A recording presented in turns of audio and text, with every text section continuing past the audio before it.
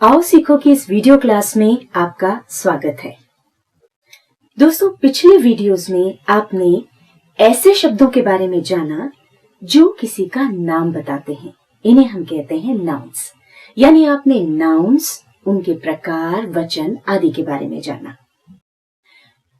अपनी सहूलियत के लिए जब भी हम किसी के बारे में बात करते हैं तो हम उसे एक नाम देते हैं। जैसे मेरा नाम है आरती जादौन।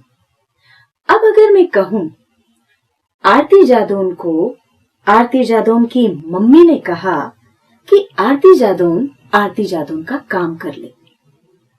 लगा ना थोड़ा अटपटा। अब इस अटपटेपन की वजह क्या है? इसकी वजह है नाउन्स का अनावश्यक प्रयोग, उनका दोहराव।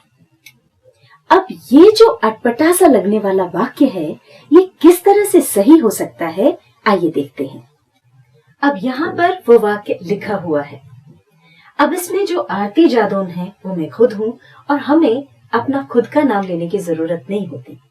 तो यहाँ पर आरती जादौन को, उसकी जगह हम बोल सकते हैं मुझे।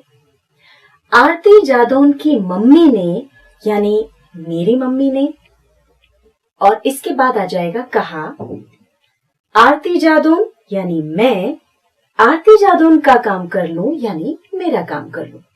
तो अब हमारा वाक्य हो गया, मुझे मेरी मम्मी ने कहा कि मैं मेरा काम कर लूं। हो गया ना वाक्य छोटा और सरल।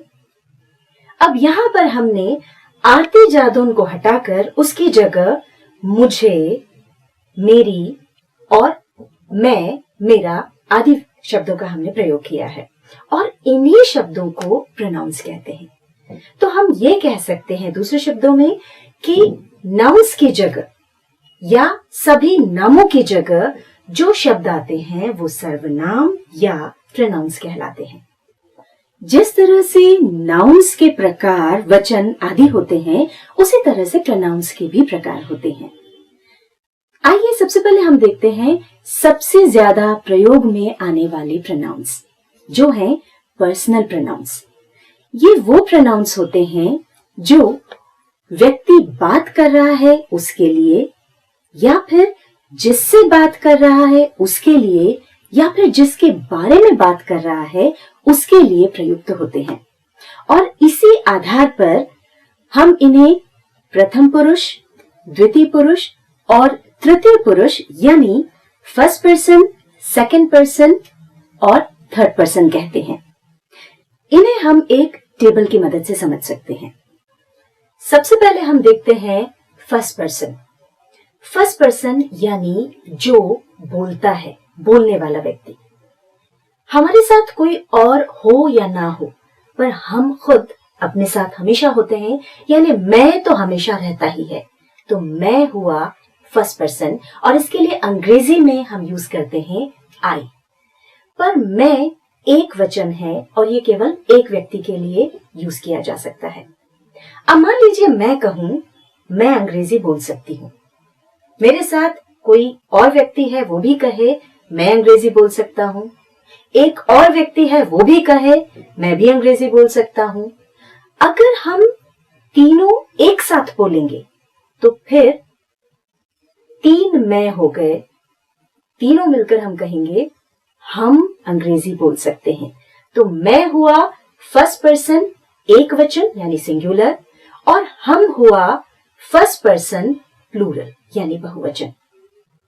अब हम आते हैं सेकंड पर्सन पर।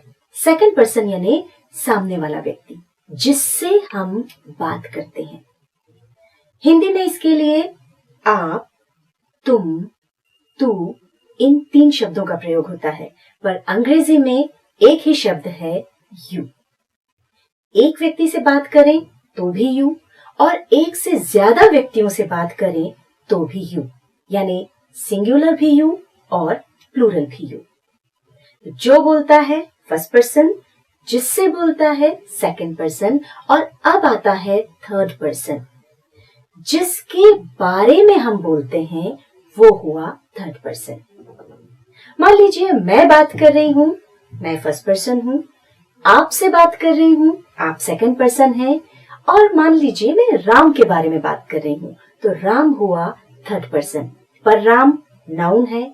अगर राम के लिए हमको प्रोनाउन यूज करना है तो राम चूंकि पुल्लिंग है इसलिए हम यूज करेंगे ही। अगर मैं रमा के बारे में बात कर रही होती तो रमा स्त्रीलिंग होने के कारण हम उसके लिए यूज करेंगे शी।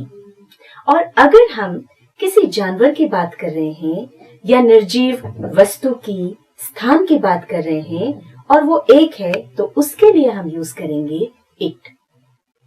तो तीसरा कोई व्यक्ति हो या वस्तु हो या जगह हो और एक हो तो वो होगा ही, शी, इट, लिंग के हिसाब से। ये हुआ थर्ड पर्सन सिंगुलर। इसको हम शॉर्ट में TPS भी कहते हैं। पर अगर एक से ज्यादा व्यक्ति हो, एक से ज्यादा वस्तुएं हों तो उसके लिए हम यूज करेंगे दे। चाहे फिर वो स्त्रीलिंग हो, पुल्लिंग हो या फिर निर्जीव हो, सभी के लिए थर्ड पर्सन प्लूरल होगा दे। तो इस तरह से अभी हमने ये जो 7 प्रोनाउंस देखे, I, we, you, he, she, it और they, ये 7 के 7 हम सब्जेक्ट की जगह पर उपयोग में लाते हैं। और सब्जेक्ट और ऑब्जेक्ट के बारे में हम आपको पिछले वीडियोस में बता चुके हैं। तो दोस्तों, इस वीडियो में हमने देखा प्रोनाउंस क्या होते हैं, किस तरह से वो नाउन्स को रिप्लेस करते हैं, और प्रोनाउंस में जो सबसे ज्यादा यूज होने वाले हैं पर्सनल प्रोनाउंस, उनके तहत सब्जेक्ट की जगह जो प्रोनाउंस यूज होते हैं यानी I, we, you, he, she, it और they, इनका प्रयोग हमने देखा। इनके अन्य रूप भी होते हैं जिनके बारे में हम जानेंगे अगले वीडियो में। अगर आपको हमारे वीडियो अच्छे लगते हैं या उपयोगी लगते हैं तो आप उन्हें लाइक करें, शेयर करें, सब्सक्राइब करें। नमस्कार।